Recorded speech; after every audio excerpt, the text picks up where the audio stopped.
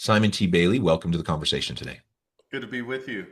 It is a pleasure to be with you. You're joining us from Orlando, Florida. I'm south of Salt Lake City in Utah. And today we're going to be talking about your recent book, Resilience at Work: How to Coach Yourself into a Thriving Future. I love that. I think resilience is such an important topic generally, just in life. But when it comes to the workplace, we live in kind of unprecedented times of discord, disruption, complexity, and resilience is the name of the game, right? Like we just need to be more resilient as individuals, as team members, as leaders. And so I really appreciate you sharing your wisdom and time with me and my audience today. As we get started, I wanted to share Simon's bio with everybody. Simon T. Bailey is the world's leading expert in brilliance. His groundbreaking research State of Working America report, Thriving in Resilience and Brilliance, solidifies his insights in his 11th book, Resilience at Work: How to Coach Yourself into a Thriving Future.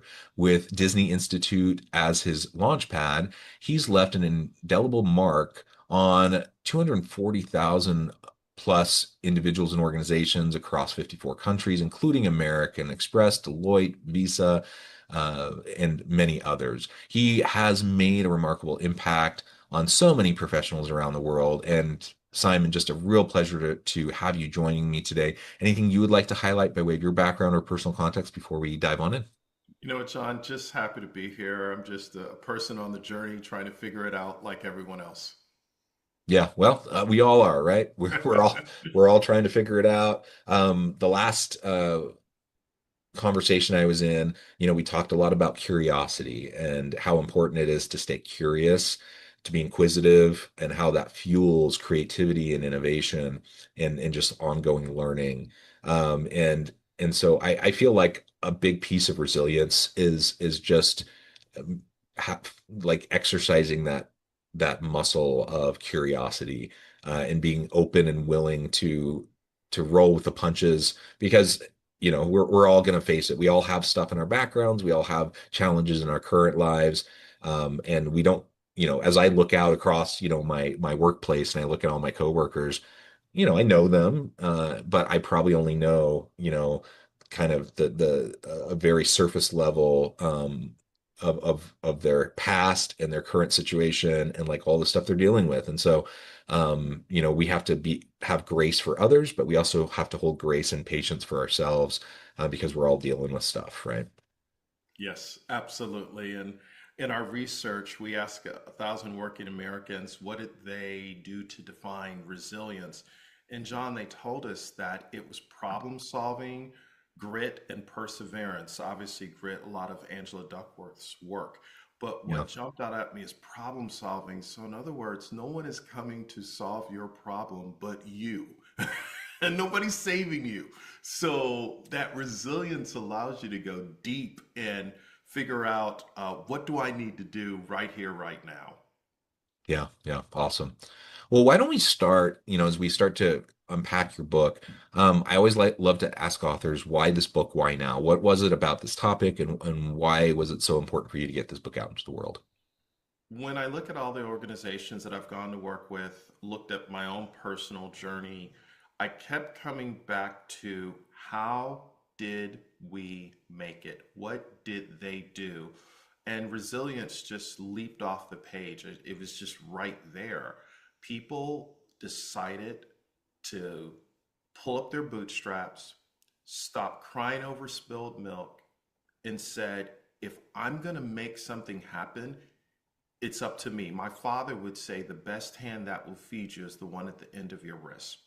So that's resilience in a nutshell. This what Marie Forleo calls figure out ability to keep moving forward. I have a neon sign in my office that says everything is figure outable.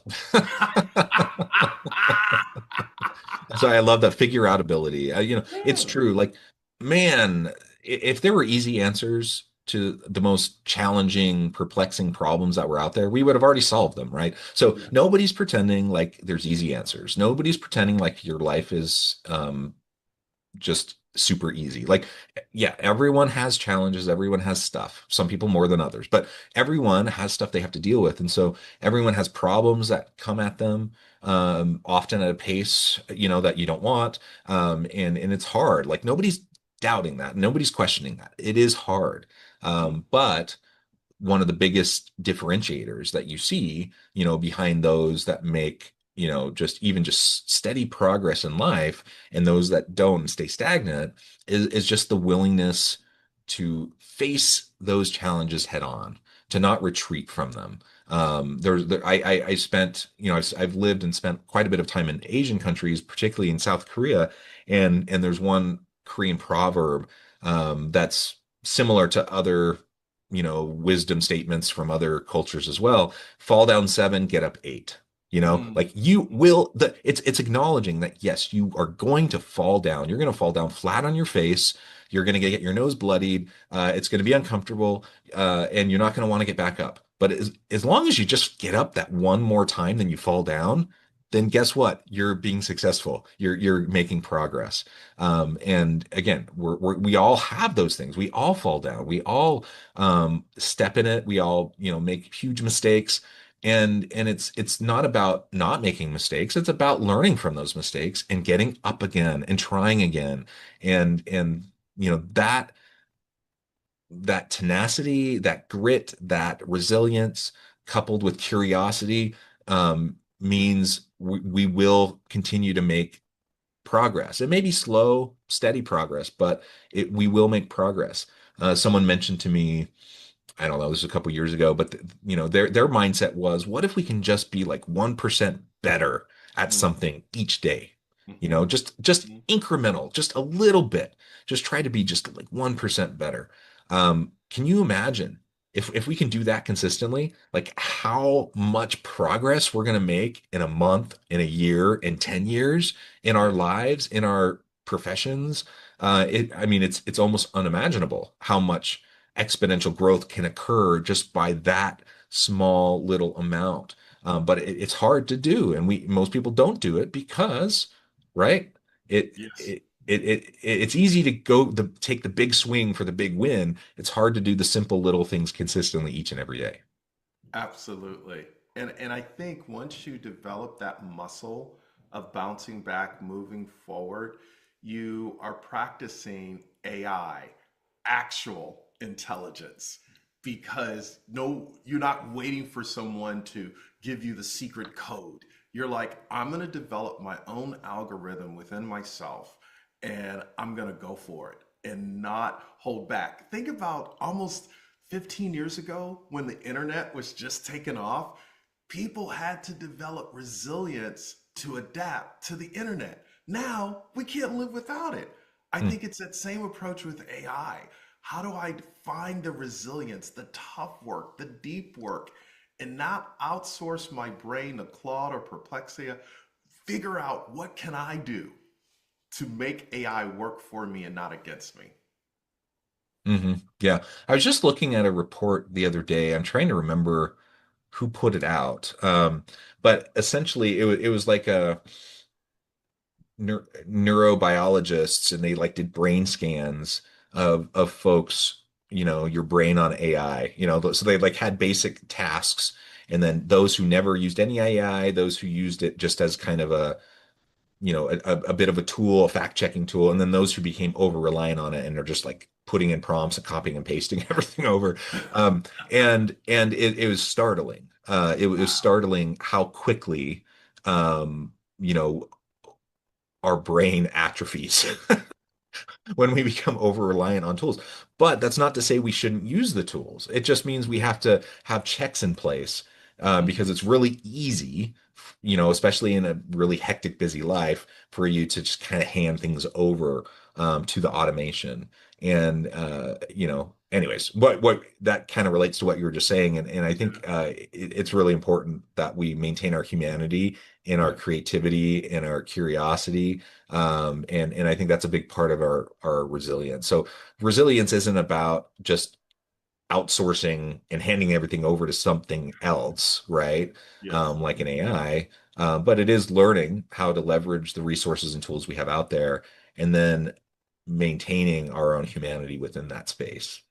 Absolutely. I was telling a group not too long ago, AI is wonderful, but don't allow it to become intellectual heroin where we continue to go back to it for that additional hit. And all of a sudden, we've outsourced our brain to AI and we're not doing that critical thinking because AI will lie to you and because it wants to please you. Hmm. And if you're not just doing that deeper work, asking different questions, looking at different sources, and the struggle of trying to figure it out, then you're not being curious and learning and not developing that resilience. Yeah, yeah, absolutely. So your book is all about resilience at work. We've talked quite a bit already about, resilience and why it's so vital, how it can help people, thrive in various aspects of their lives. Um, Within a business context in particular, what would you say, like, how can we use resilience to better navigate business challenges, to get us past the hurdles and get us to greater success? I think everyone listening to us should think about resilience in the context of what am I learning in every business engagement? Mm, So, internally, externally, what are we learning? What are we unlearning? What are we relearning? What did we just take away from that client interaction? What was hard? What was right? What was difficult? What can we do better? How do we come alongside them and give them a little something extra for nothing, which is a whole plus up concept that I learned when I worked at Disney. So, in business, as it relates to resilience, how do we slow down to the speed of the moment and look for how do we transfer learning? What will we do better? And how do we lift and drop this into another context of another client and do it even better? mm. So it's constantly just learning on the fly. Yeah, and that constant learning comes right back to what we were talking about earlier with curiosity. Mhm. Because as humans, we, in part, it's just evolutionary psychology. It's survival, right? Like we take in limited information, we Mhm. make judgments, and then we move forward on them. And the reality is, though, most things in this world are way more complex than what we're possibly capable of, like, taking in those inputs and making a snap judgment on something. So most of the time, those snap judgments are wrong. And we may have some good intuition. We may have like great life experience. We may be able to, put that experience and overlay it on a current situation to be able to make better informed decisions. But the reality is we're always making decisions with super limited information, which means we're always, going to at least be lacking the nuance, to understand the complexity of the issue in front of us. And so maintaining that curiosity, asking the questions, hypothesizing, and then being willing to disconfirm your hypothesis and like set it aside and move in a different direction because now you have more information. Like Absolutely. those components are so very important. And I have to say, as a society right now, I feel like we're kind of failing miserably at We doing are. that on a collective scale. Like Yeah. we're just so there's so much clickbaitiness and there's so much like internet rage and there's just so much divisiveness and like people feel like they've already figured everything out and that anyone who doesn't agree with them is evil and bad. And then what does that leave? That leaves us no opportunity for dialogue. It leaves us no opportunity for ongoing curiosity. And so having the intellectual humility to just recognize that maybe I don't have it all figured out, maybe the inputs that are informing my decision making, maybe my decision based on those inputs is a pretty reasonable decision, but Mhm. we're so limited. Like we just have to be willing to take in more. And that's not to say we should have analysis paralysis. Like we can't wait to make any decision or have any action until we have all the information because we're never going to have all the information. Mhm. But it does mean that we can iterate and experiment and then reshape our understanding and move in a different direction once we have more information, right? And that curiosity is going to be so important. And I think it leads to a heightened resilience, in part because it also allows us to recognize our own humanity and the humanity Yes. in others around us. And and so when I fall down, I don't have to feel defeated. Like I can just say, the only problem with with a mistake or a misstep or a tripping myself up, the only real problem with that is if I don't learn from it and if I can't get back up and move forward. The falling down itself, it's just part of the human condition. Like it's something we all do. And that is resilience at its core. Hmm. Exactly. Exactly. Love it. Well, so let's dig in a little bit more um, to some of those core lessons in your book. I know one of the things that you talk about is how resilience can help lead to purpose, to help people understand the meaning and purpose in their lives and what's going to drive them on that journey. Can you share a little bit more about that? Yeah, so in my own journey, what I discovered when I answered the questions, where have I been? Why am I here? What can I do? And where am I going? I want to drop a pin in the what can I do question because when you're finding your purpose, John, a lot of people think it's this big thing out here. And sometimes it's just a little step. It's one phone call, one conversation to say, what can I do that's in front of me? And then all of a sudden, you create momentum to say, oh, if I did that, then I can do this. And you start to discover that it's just one micro step in the right direction to give somebody a hand up, not a handout, to help someone with no strings attached. That pulls you into purpose and it develops that resilience. Number one. Number two, it's also examining how do I use my time as I go through the day? Because how you start the day determines the day. And every day you invest energy, you deploy energy into a place called work or a job. Is it purposeful or is it just something to do? Are you just, kind of minding the time there? But then I think that third thing, and this is something I learned from Harry Kramer, former chairman, CEO of Baxter Healthcare. He said, Simon, reflect every single day and ask yourself this question: how did I grow? Mm. How did I make a difference today?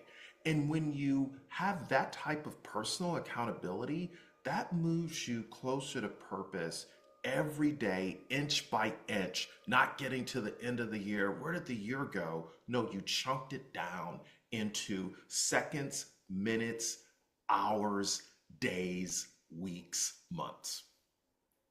Yeah, yeah. And I mean there's a lot of ways to derive meaning and purpose in life, right? And helping other people, being involved in important causes, et cetera, et cetera. And that's different for everyone. Like everyone has their different kind of driving meaning and purpose. But one of the core parts of like purpose, the foundational pieces of purpose for I think just about every human being is mastery, like the ability to improve, to grow. Everyone loves to feel like they have mastered something, like they've grown or developed in some way. And that can be painful. It can be hard to grow and it takes consistency and it can be frustrating when you put yourself out there and you try something and it doesn't work and you fall down and to brush off your ego and stand back up and to try again. But people love to feel like they've mastered something. I think of my son who's 12 now. I'm trying to remember how old he was at the time when he decided he wanted to like learn Rubik's Cube. You've probably seen the videos of people like doing Rubik's Cubes insanely fast, right? Mhm. And he's not anywhere close to like world record pace of being able to like solve a random Rubik's Cube that jumbled up within like 5 seconds or whatever the record is.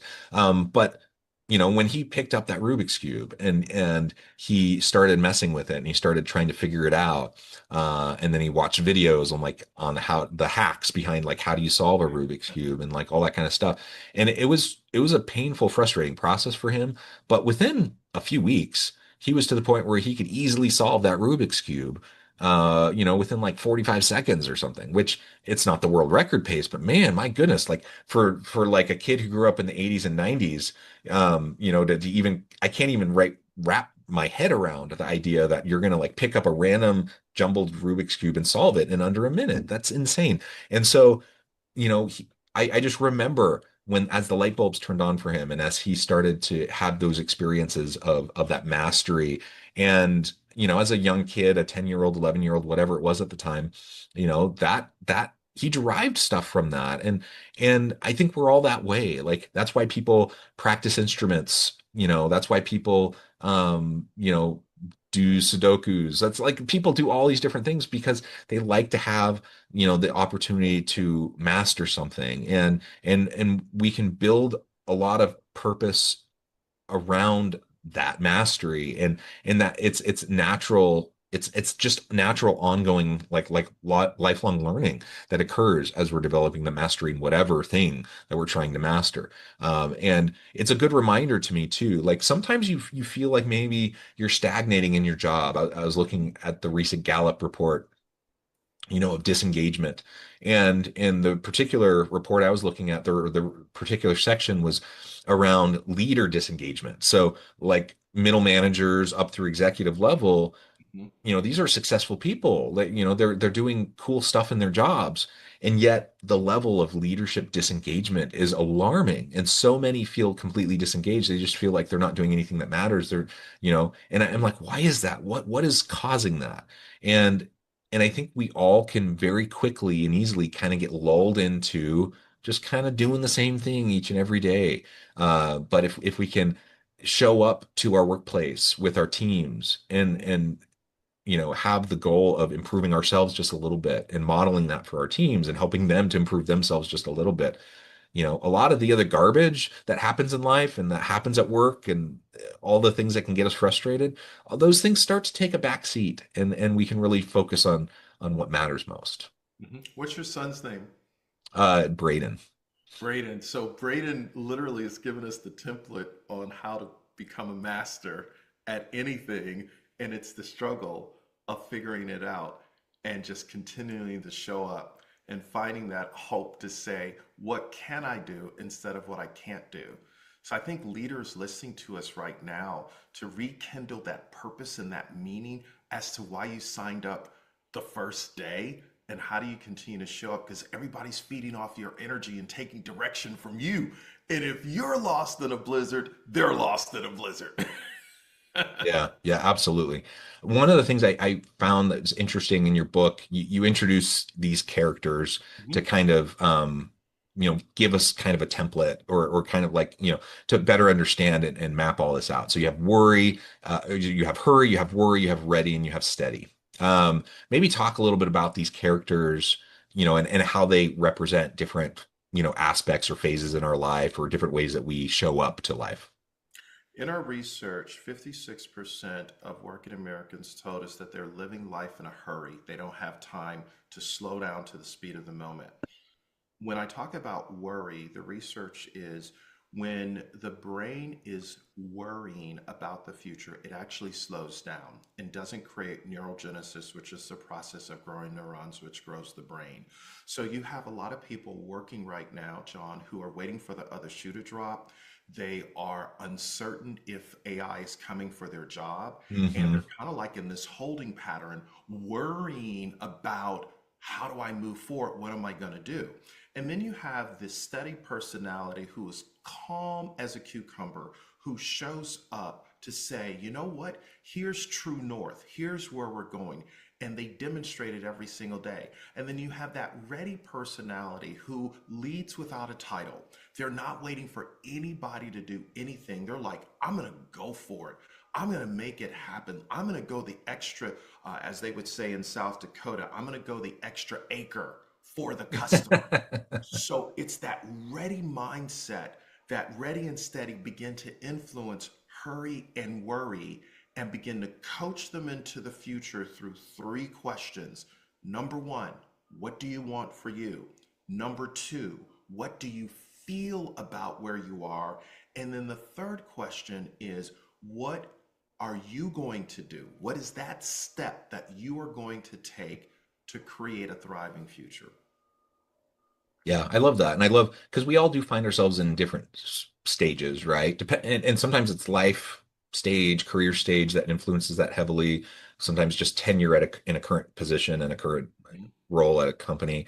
Um, Sometimes it's just totally situational, right? And we find ourselves in different stages depending on a particular context, a current situation. So it's really helpful to have that mentoring, that coaching, the modeling of the readies and the steadies that are out there, because we all are going to find ourselves in those hurry and worry places as well, right? And we can recognize that, hey, we're all in this together. And we recognize you're seen, you're heard. We recognize that things are challenging right now. Do any of these in particular resonate with you the most? If so, Yeah. why? Worry, I was that worry personality. I'm the sandwich generation, so a mom that is 85 that I'm having to look after. I have a 23-year-old and 26-year-old that I'm trying to get launched. They just graduated from college, so trying to help them find their way. And then I'm the helicopter dad who's worrying about everyone. But then what I really realize is to let go of the stress and the anxiety so that I can show up and be productive in business.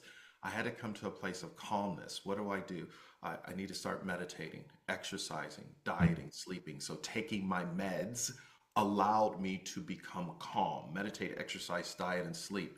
And then the third thing is I went back to school and got an executive MBA. I mean, who goes back to school at 55? But what I Good for you. recognized, John, is I was trying to, uh, I was looking for broadband results, but I was using dial-up methods in my Mm. approach. And I had to change my thinking, and it was tough. It was tough, but best thing ever. Yeah. Oh, I love that. I love that. Well, this has just been a really great conversation, Simon. We could go on and on, but I know at the time I need to let you go. Before we wrap things up, I just wanted to give you a chance to share with the audience how they can connect with you, find out more about your work, where they can find your book, and then give us the final word for today. Yeah, simontbailey.com, Simon T. Bailey on all platforms. And then, certainly, here's the thing I want you to think about: a hopeless leader is a helpless leader, Mm. but a hopeful leader is a helpful leader. So be hopeful and helpful. That is the path to resilience. I love that. Hopeful and helpful. Simon, thank you so much. It's just been a real pleasure. I encourage the audience to reach out, to get connected, find out more about what Simon can do for you. Check out the book. And as always, I hope everyone can stay healthy and safe, that you can find meaning and purpose at work each and every day. And I hope you all have a great week.